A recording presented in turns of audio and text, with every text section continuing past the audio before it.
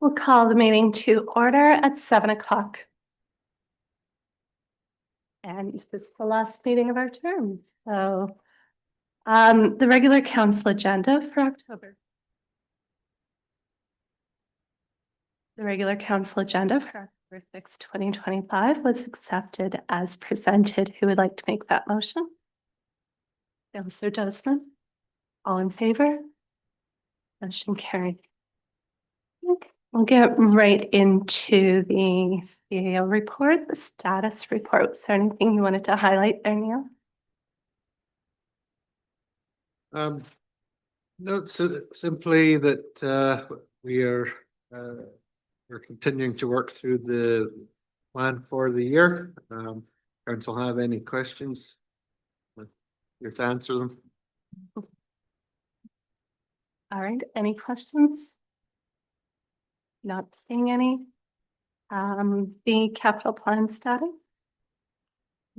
So you'll notice a few more completes on this report. We're still waiting for a completion of a town roads condition assessment, which should be coming shortly for public works. We've been working with SEMA engineering on that this year. The wastewater projects are moving forward in various forms, and there'll be a bit more discussion of the dewatering project later. The wastewater line flusher truck project is complete, but we are still awaiting delivery, and there's a significant project on the collection system awaiting that arrival in part. Otherwise, I think the major project worth noting completion is the pool liner project. Has recently been finished, and we're going to keep our fingers crossed that means we've got a good few extra years of life in the pool now. Any questions regarding the capital plan status? Not seeing any. And then, the strategic plan quarterly report. So not too many updates since the June. Just a small update. The regional water project is still quite a slow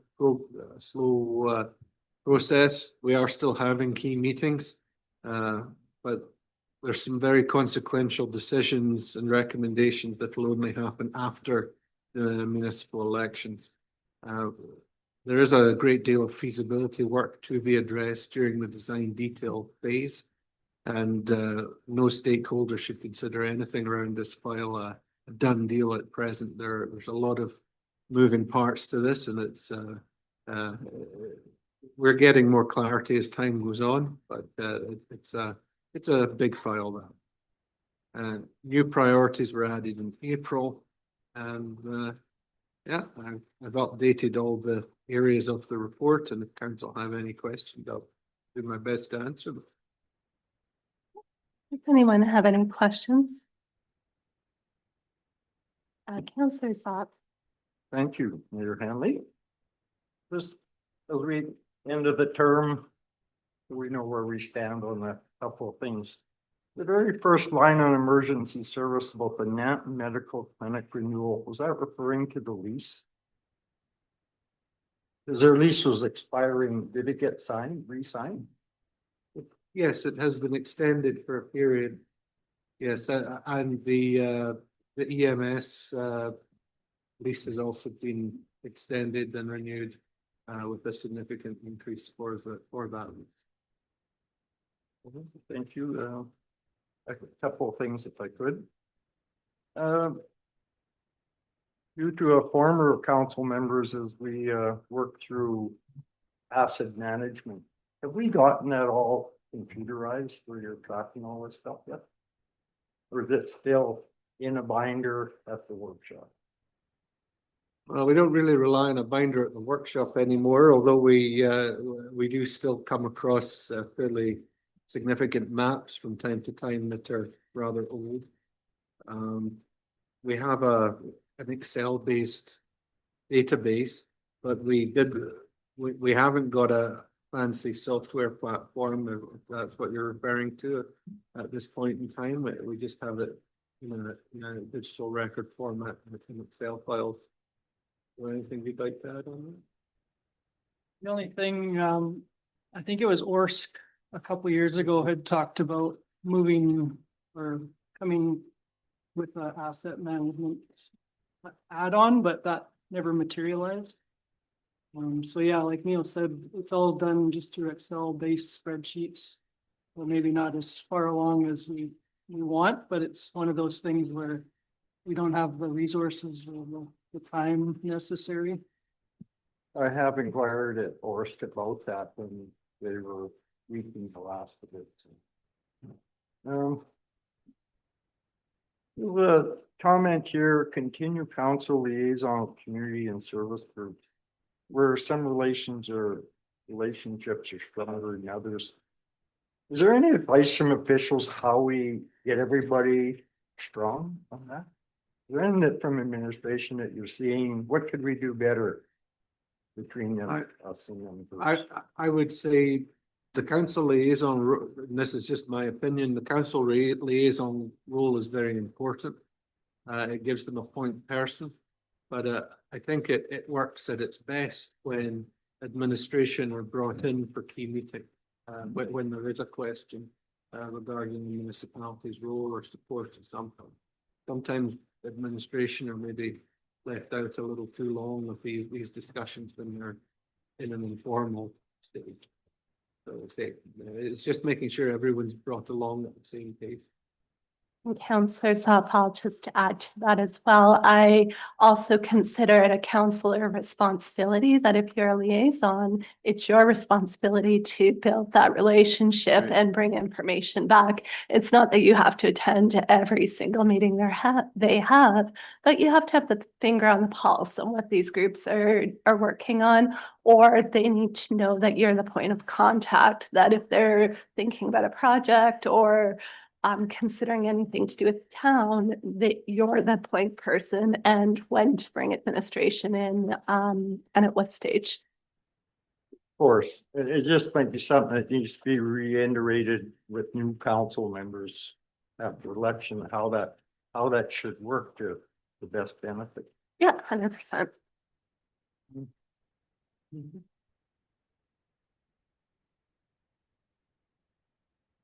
But here, I had lots of.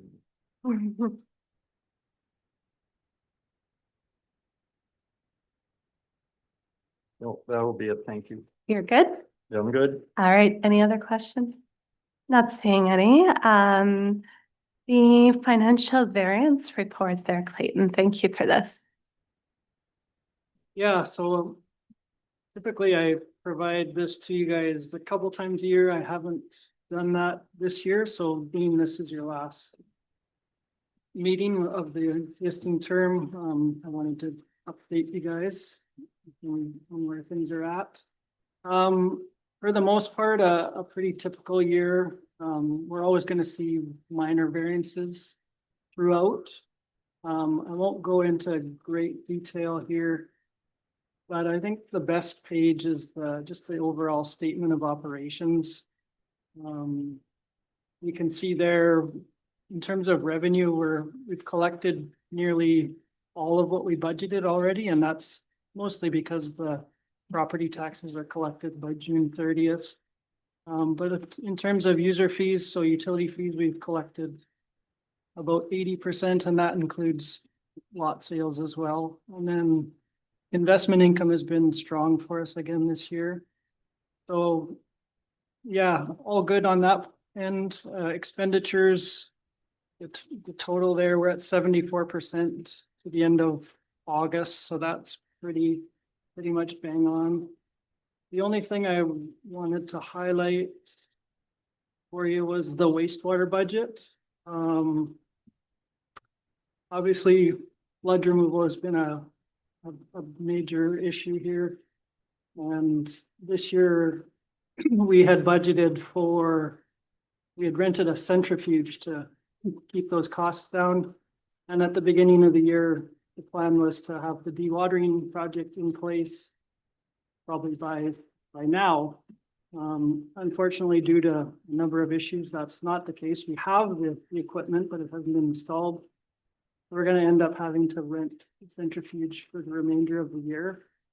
So we'll probably end up about $45,000 budget, over budget, just on that one line item. So that's disappointing, but we'll do our best to find savings elsewhere. And then we talked about the infiltration issue earlier in the year. And council did approve money from reserves. So of that, we spent 217,000. There's some potentially more coming, but we're still under what you guys have approved. And we are working with engineers to come up with a solution so we don't see that issue again.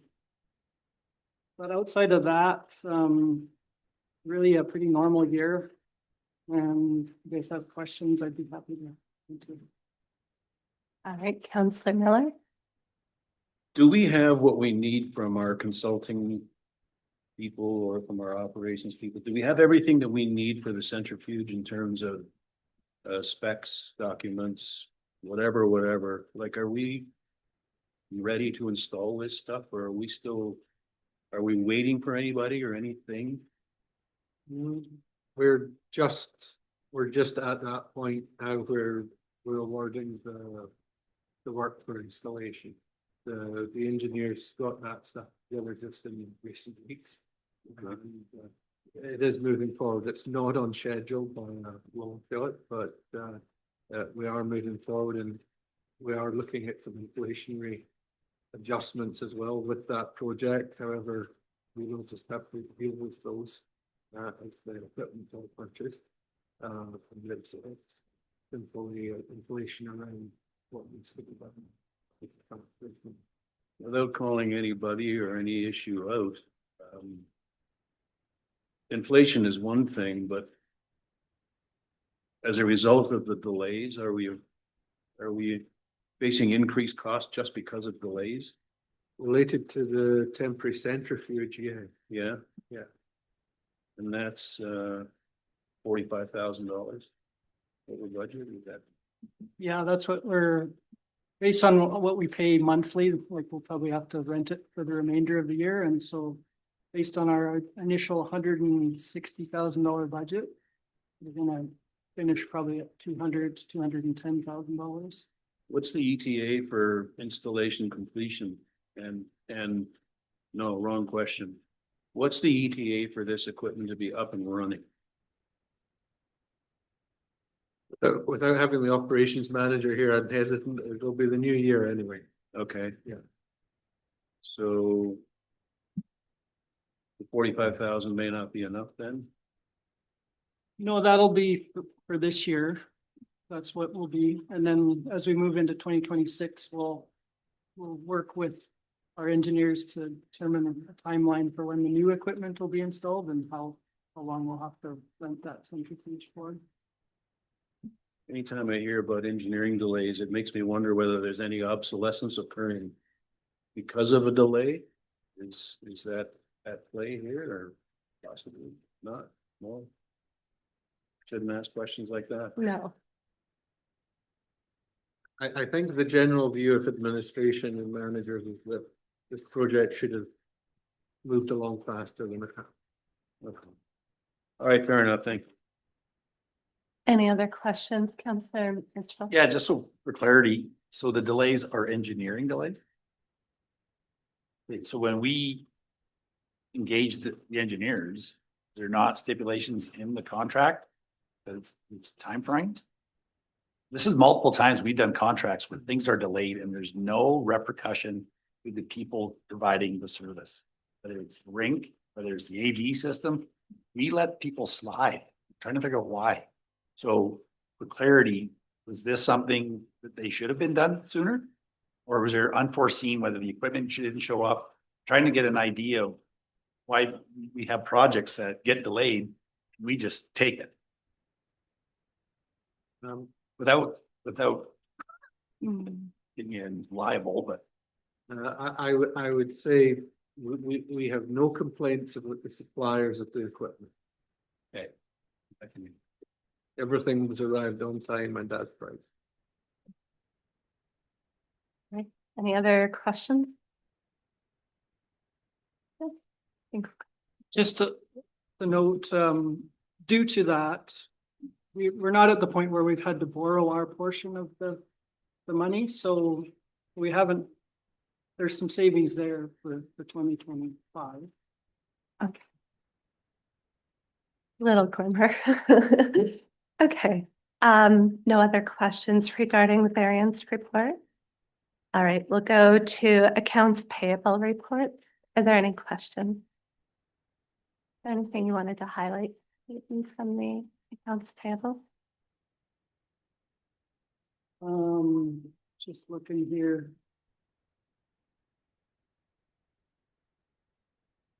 No, pretty typical. There are some bigger expenses in there, but, yeah. The pool liner payment, you can see there. We still have one more, and that was one, I think I had mentioned it in my variance report. That's one of the capital projects that we probably end up a little over budget. But, yeah, outside of that, everything's pretty normal. Any questions from council regarding the accounts payable? Not seeing any. Could I have a motion that all written reports as recorded on the agenda for October 6, 2025 be received for information and filing? Councillor Zob? All in favor? Motion carried. All right, the councillors all having read the minutes, there being no errors, omissions, or corrections, the minutes of the regular meeting of the Council of the Town of Denton held September 15th, 2025 were accepted as distributed. Who would like to make that motion? Councillor Mitchell? All in favor? Motion carries. And let's get into the request for decision on the draft loan bylaw 141325 for the Nanton School Enhancement Committee. Okay, so the administrative recommendation is to approve first reading of bylaw number 141325 as presented.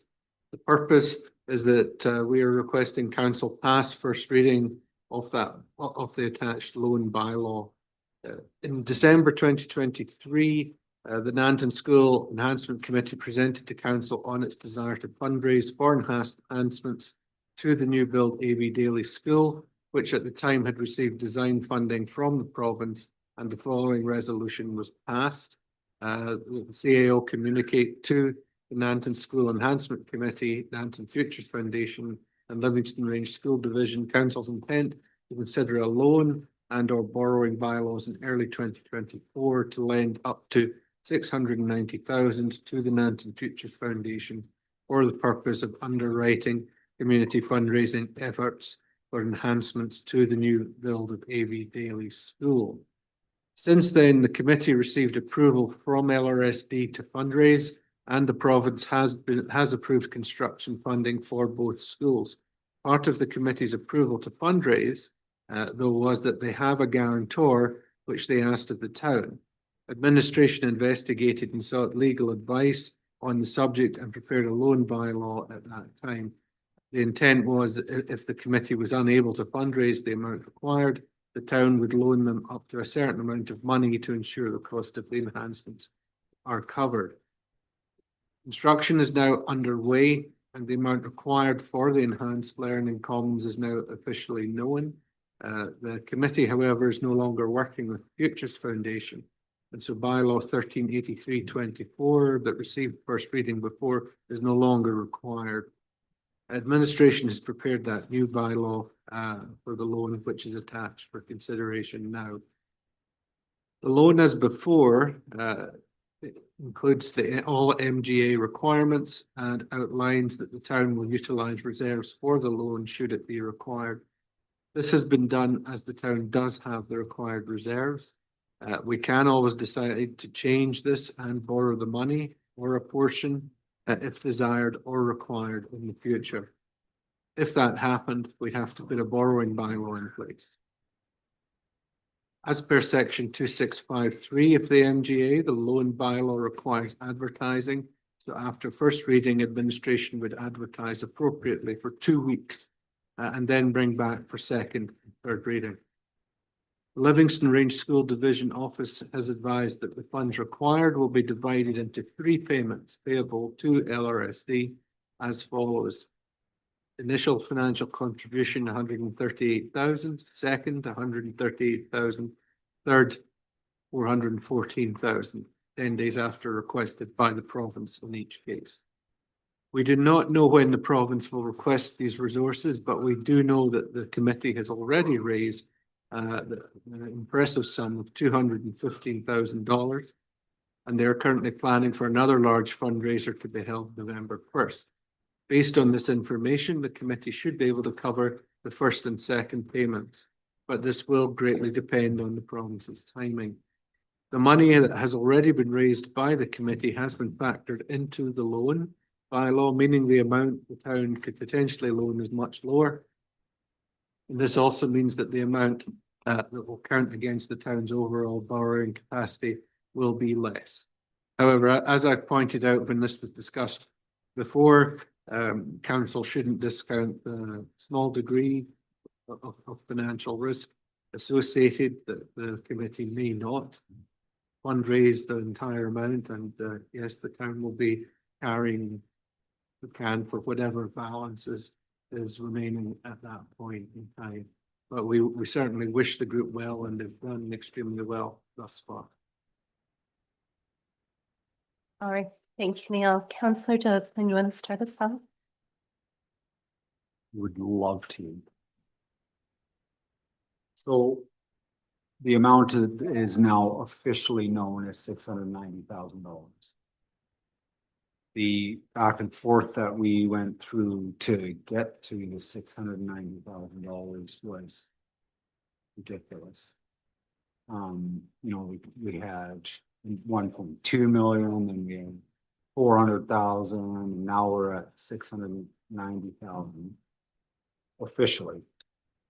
But I note quite a few times in this, in your report, Neil, that amount could change, and especially where you say construction is now underway and the amount required for the enhanced learning commons is now officially known, et cetera, and then it carries on to say that it could be less, which is great.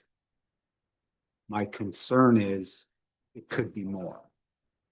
You know, are we prepared, much to what Councillor Mitchell talked about with having guarantees and making sure that we're not going to see an increase to the $690,000. There is some type of formal contractual agreement beyond the bylaw that is going to hold LRSD to the $690,000. All right, I know Clayton wanted to speak to it as well. Maybe we'll start with Clayton if that works. Yeah, we don't have anything in writing, but LRSD has told the committee, and they were told by Alberta Infrastructure that 690,000 is the number. If the number goes above that, that's on Alberta Infrastructure. There's nothing in writing to that effect, but that's what we've been told. Neil? Just the town's limit is the number that's in the bylaw.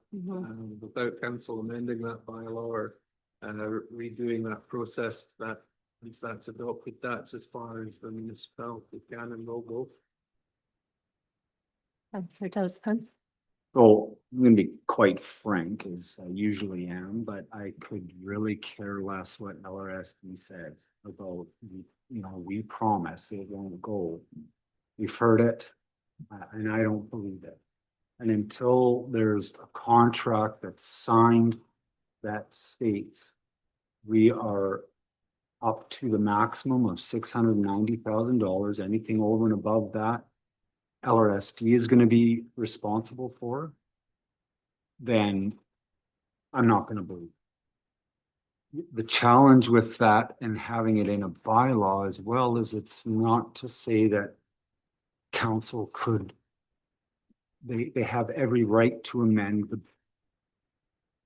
So if LRSD is to come in and say, oh gee, we missed the mark. The next council could easily say, well, we'll just amend the bylaw because it is in our purview to do so. The point that I'm trying to make is that LRSD needs to be held accountable to the price that they gave us in a formal agreement that's binding, that we as council can go back to the citizens and say, absolutely 100%, we can guarantee that it'll cost the town of Nanton no more than $690,000 less the $215,000 already raised. That is my concern, is that they're gonna come back to the well if they miss their mark. So I would like to see something in a contractual agreement with LRSD that says $690,000 is the total, that's it, that's all, not a penny more. Neil or Clayton, do you want to speak to that at all?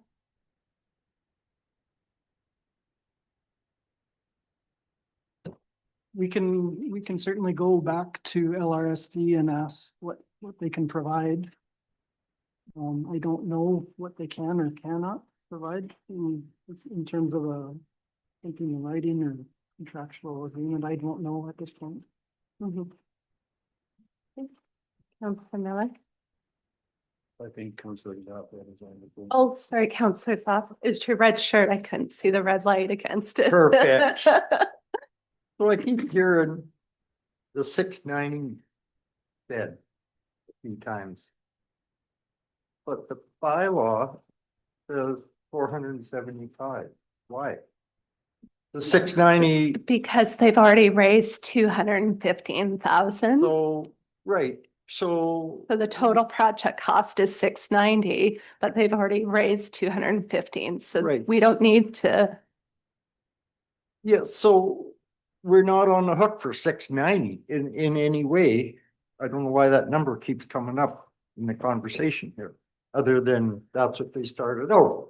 We should be talking about 475, not 690.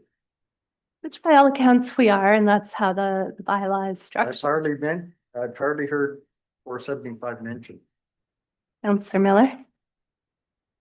My thought process surprisingly doesn't necessarily not align with Councillor Zap's. Our exposure, as I see it, the total risk right now is 475. I guess my other dumb question is, where is the 215? Who holds that? Is it secure? Is it invested? Where is it? Yeah, that belongs to the Nanton School Enhancement Committee. They hold those funds right now.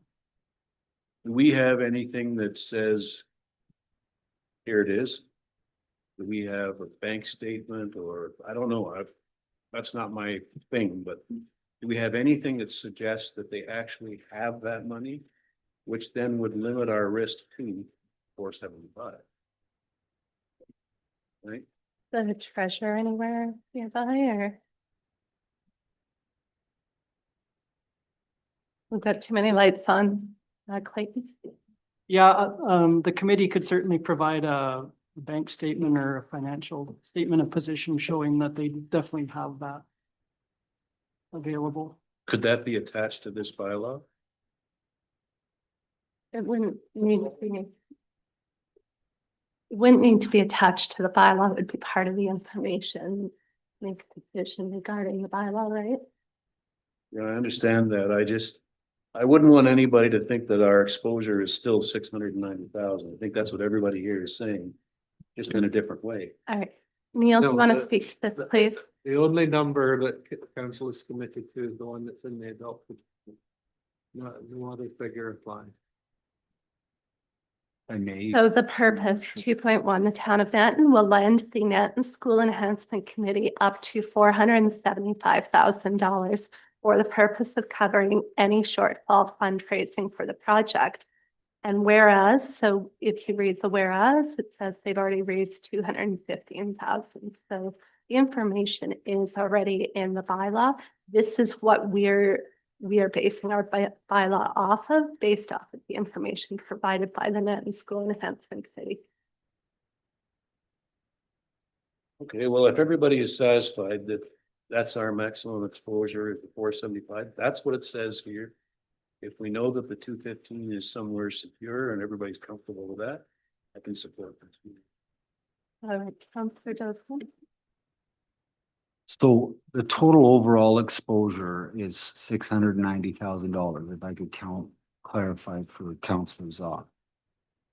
The issue that I'm having with that and why I want an agreement with LRSD is so that that number stays is $690,000. It's so that when we do our bylaw for $475,000 and all of a sudden LRSD comes back and says it's going to cost you 800 and some $1,000, then the school enhancement people are not on the hook for that difference because our bylaw says we're only supporting up to $475,000. It's covering all of our behind. So fair enough to say that in this bylaw, we're going to say we're only doing 475,000. That still doesn't stop the school district from coming back and saying, oh, sorry, now it's going to cost you $1 million. Then our bylaw is only borrowing $475,000 up to a maximum. The school enhancement committee is going to be responsible to cover the difference if they raise the price. That's what my point is. We need a firm figure contractual agreement that says the school is only going to charge whoever $690,000. That's the point that I'm trying to make, because we're going to say we're only going to borrow $475,000. It doesn't mean that the school board can't come back tomorrow and say, sorry, now the price is X. That's going to go right back onto the school enhancement committee if they increase the price. That's my point. Councillor Mitchell. Okay, so everything's here. It's up to 475. Now that 475, does anybody here actually think this is all the fundraising is going to happen? You think they're done fundraising? Anyone? Come on. This whole conversation's moot. It's all here. We've rambled back and forth. The 690, Clayton just got done saying they have conversations. Anything over the 690 goes back to infrastructure, goes back to the senior level of government. That's for the LRSD and them to discuss. We're making a thing to make this fundraising possible. For us to ask for a guarantee from the school board, yeah, I get why nobody trusts them because they moved the goalpost two or three times. We've got something saying that 690 is the cap. Anything above that will go back to the province. That's for the LSRD and the province to discuss. It's not going to come back on us. They not say that's the cap, 690, anything over and above will go back to the province and come out of infrastructure. Was that not the conversation? That's what LRSD told the committee. Okay, so at some point here, we've got to keep moving. So we're facilitating the fundraising to go on. Yes, we're not going to have to borrow any money or loan any money. I have the utmost confidence in the people that are fundraising in this community. So this is just something to say, hey, go ahead, we've got your back. And if we do that, we fail. Okay, so whether we like the way the schools are going along or not, they're happening. It's a positive for this town. So this bylaw is there, black and white. Okay, so either we're going to pass it or we're not going to pass it. The next council, 100%, they can up it if they want. They can do whatever they want. That's part of it. We're doing that right now. So let's move forward. Put the question out there and let's move on. Thank you, Councillor Mitchell. So I do hear what you're saying, Councillor Dosman, especially given our previous experiences with the goalpost being moved. The way I'm viewing the bylaw is similar to Councillor Mitchell in that if LRSD or Alberta Transportation or the Netton School Enhancement Committee comes back to council, it's council's decision. But I look at this as a binding, this is our number and we can push back too, but it's a what if scenario that we're asking for. What they've said right now is 690. But I don't see the need to ask for any guarantee at this point. Right now, this is what the town of Netton is willing to loan. Based off of the information that we have today. If new information comes at that point in time, the council of the day will have to have a big conversation. And LRSD and Alberta Transportation will have to justify. Councillor Justin. All I want is an agreement that says that it's not going to be more than that. That's it. Mhm. Because of the simple fact that it's moved 3 or 4 different times. Mhm. And for the committee of LRSD to come up to the committee and say, no, no, no, that's it, that's all. Great. Then put it in writing. Mhm. Do us all a favor and put it in writing. That's all I'm asking for. And it just covers everybody. I'm not saying that the committee is going to fail and that we're going to end up picking up the basket or picking up the balance. That's not what I'm saying at all, Councillor Mitchell. I agree strongly that they're a very committed group of people.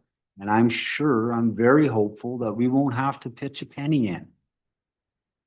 But I do not think that it is wise of us to carry on if we do not have some type of written agreement, something on paper that says LRSD guarantees this number is not going over 690.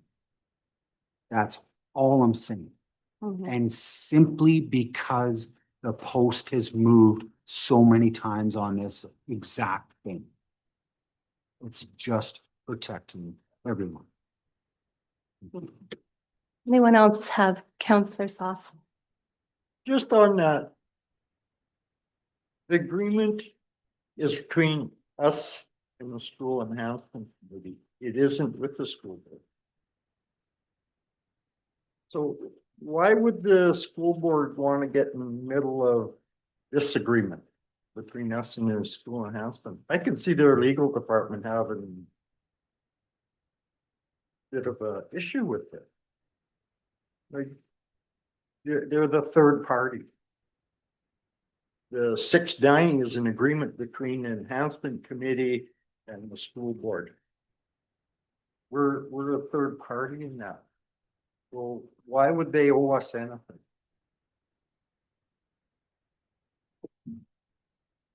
Because we're putting our name on the bylaw that says we will borrow up to $475,000. So whether we like it or not, we're involved.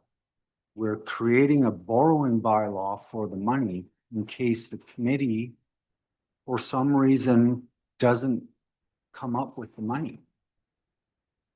All I'm saying is that with the school board needs to be held accountable to say that we guarantee that this will not go over $690,000. And if it does, they're not going to come back on the school enhancement committee or the town of Nanton to pony up for whatever the difference could be. That's all I'm saying. Thank you. All right, so at this point, we have an option. Someone can make a motion or we're tabling this until we have more information. Councilor Miller, what would you like to do? Okay.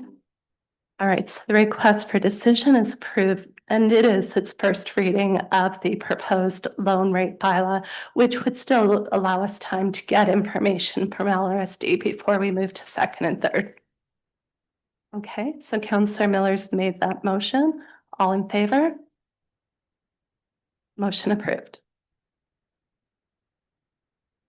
All right, let's go on to request for decision with Alberta Community Partnership Program. Yes, so the administrative recommendation here is that the town update and resubmit its previous application to the Alberta Community Partnership Program with the MD of Willow Creek concerning the Springline Raw Water Source License and Infrastructure.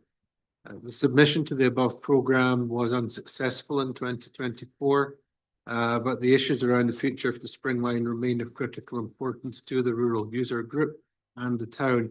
Resubmission is encouraged, and the MD sounded out briefly last week that sounds somewhat positive about doing that. I've shared an excerpt from the 2024 submission for context with council. Even though we've got the regional water initiative going on one side, the legacy and future of Springline license and infrastructure also needs dealt with, and that's not within scope of the regional project. So that's why we're keen to pursue this. Any questions regarding this? Pretty straightforward, hey?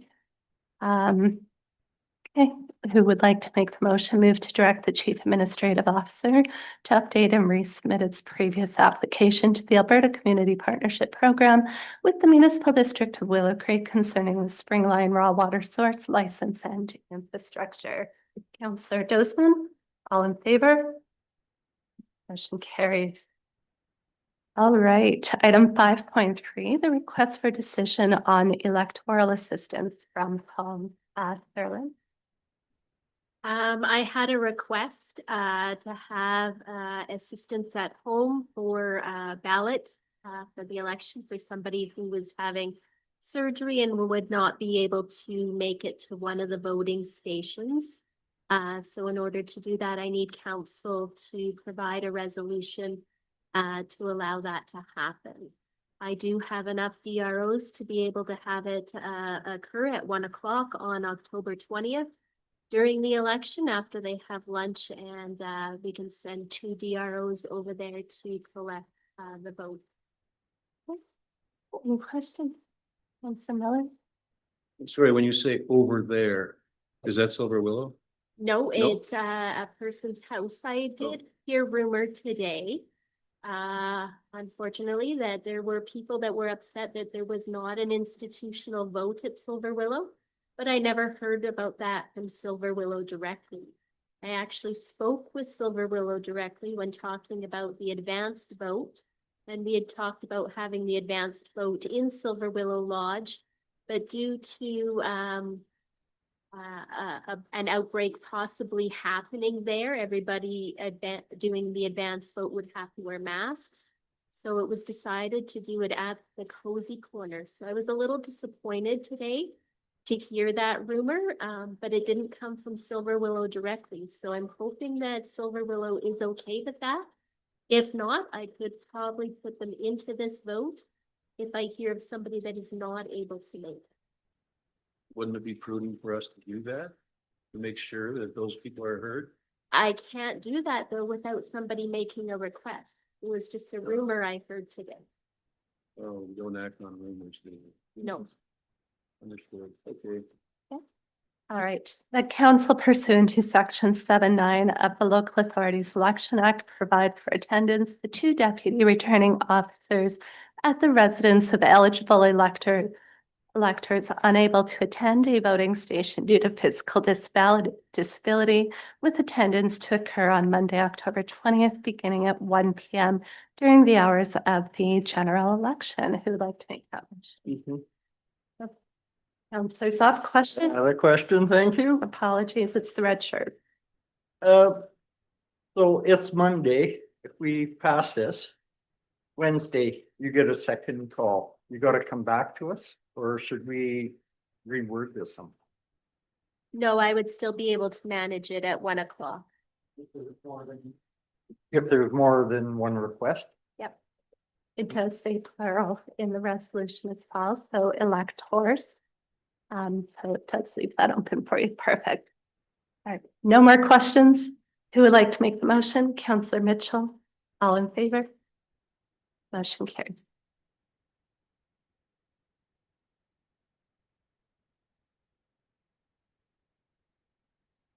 Okay, we'll go right on to 6.11, which is the Old Man River Regional Services 2026 fee estimate.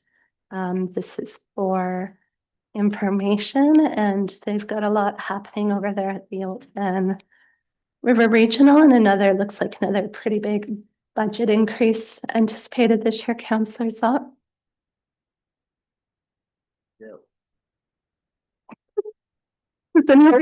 Neil, was there anything you wanted to add to it? Thank you, Councillor Zot. Yeah, no, our understanding of it is that this is hopefully the last larger increase in some time by ORSC. It's their services still offer good value for money, but they've certainly had to address some funding gaps as we understand it over the last few years. So it does have an impact on our taxation in time for and our budgeting process. But we still consider ORSC to be a very positive partner and for the day-to-day planning advice and also the GIS service, which none of us on the administrative end would want to see become an in-house activity. So it is what it is in many ways, but it's still a significant. You want to add anything to that? Yes, I would. Thank you. So the feeling at the meetings, absolutely nobody likes a 35% increase in 2025 and then 14 and 7. Then each year it will probably be another 5%. The reason being is in the last couple of years, they had a real healthy reserve because the membership or not enough subdivision work happened. They kept drawing money out of the reserve and depleted it till they're getting into a financial pickle. So going forward, they're changed their system to more like a town, 3 years and 5 years of their capital plan, operating plan. The reason for the increase is the operation of ORSC has got to come from the membership, not from the subdivision money. That will be considered the bonus money to rebuild the reserves. So it looks terrible rate-wise, but in the end, when I look at it, they give us a person to do the job like our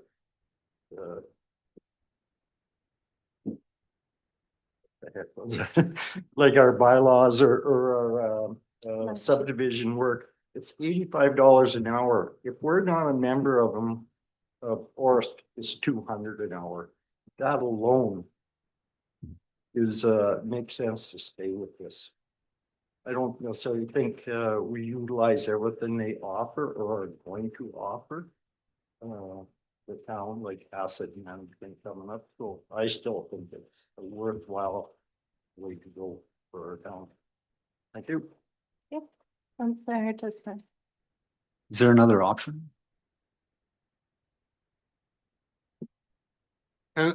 Council could always choose to direct administration to explore alternatives in terms of private sector support or in-house planning.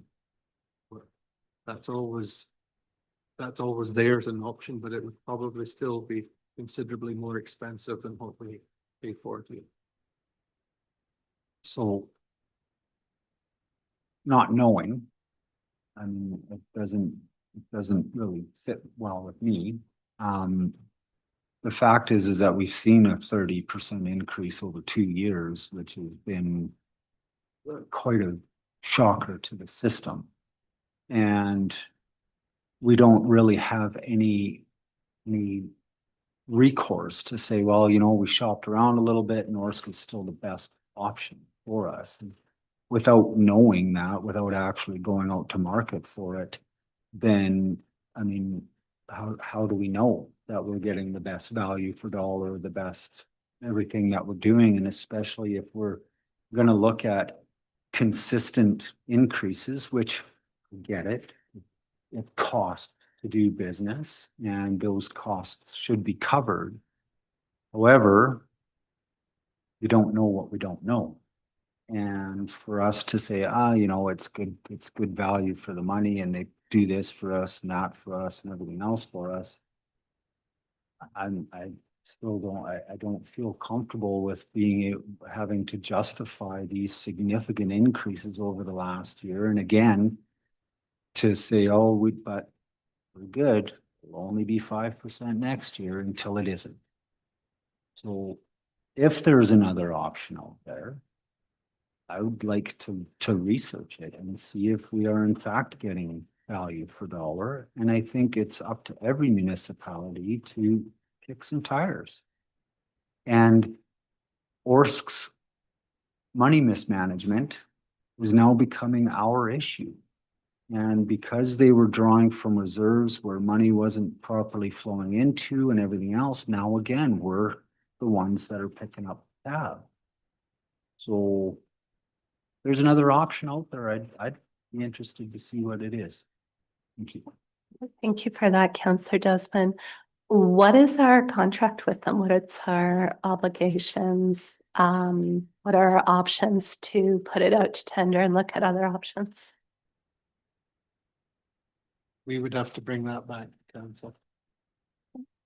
And at this point, like this is information, it's meant to give us the heads up before we go into budget season. So we've still got time to do that research and get a better lay of the land and see what our options are.